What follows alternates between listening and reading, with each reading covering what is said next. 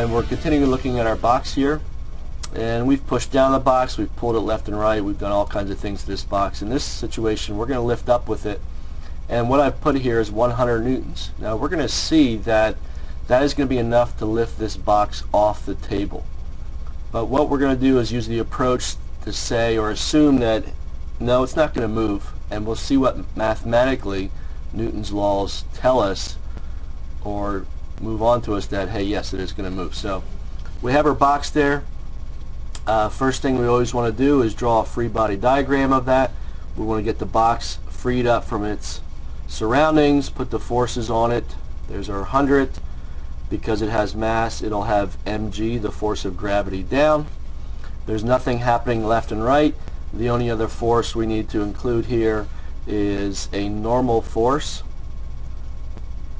which acts normal or perpendicular to the surfaces in contact, and that's because it's sitting on the table or the floor or whatever the surface is here. So 100 stays there, it has mg. We go on there.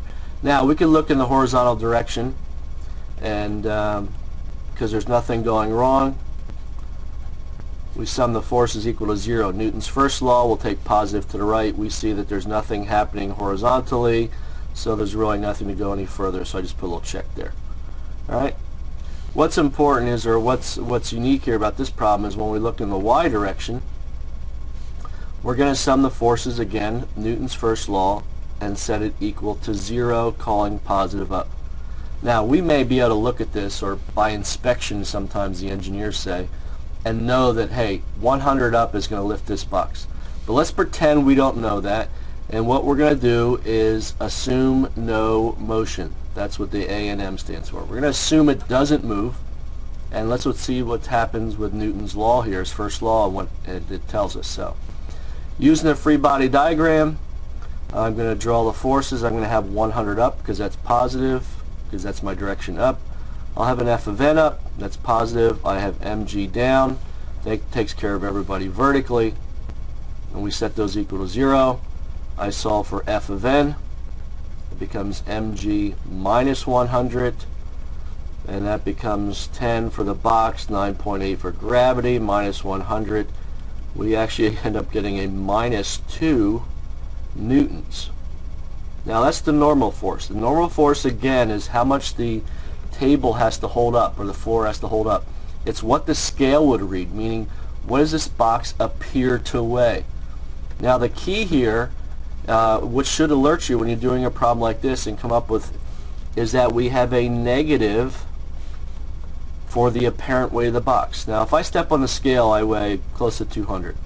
If I step off and weigh nothing, it says 0. It never really goes negative. It never goes negative unless you have one of those old spring bouncy ones. You can get it to rock back and forth. But this negative tells us that, hey, it did move. Why? Because it's telling us that the normal force is not pushing up to hold the box up. It's actually the opposite direction. That's the negative sign, and pulling it down. So it does move.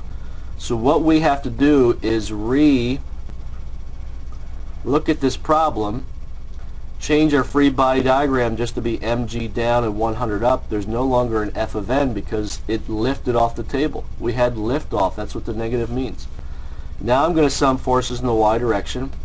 I have to set it equal to ma. Alright, because it did move. I go to Newton's first law. Initially it gave us a negative. We have to move to Newton's second law here. So what I'm going to have is 100 up minus mg equals ma. That becomes 100 minus 98. If you go through the 10 times 9.8 equals 10 times a. It tells us its acceleration in the x direction will be 0.2 meters per second squared. And that tells us, since it's positive, it is up, that this box did indeed leave the table. Alright? So that's the key there, if we don't recognize it right off the bat by getting that negative there. Alright, we'll look at some more problems in the next video. Thanks for watching.